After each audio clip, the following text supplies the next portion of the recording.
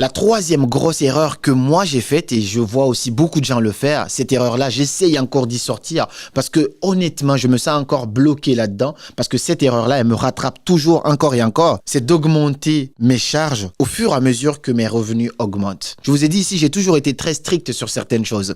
Quand j'avais pas d'argent, je roulais à vélo.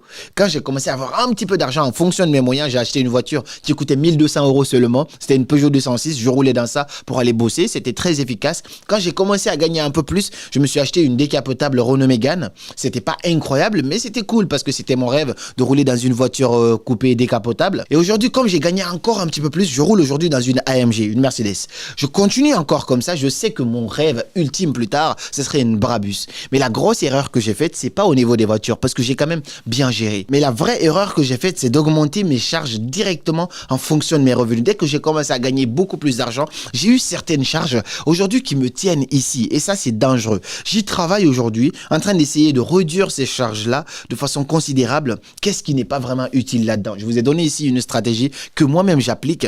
Qu'est-ce que je peux réduire ici qui n'est pas vraiment primordial dans ma vie actuelle? Je fais le tri comme ça et ça permet de m'alléger. Il ne faut pas augmenter tes charges dès que tes revenus augmentent.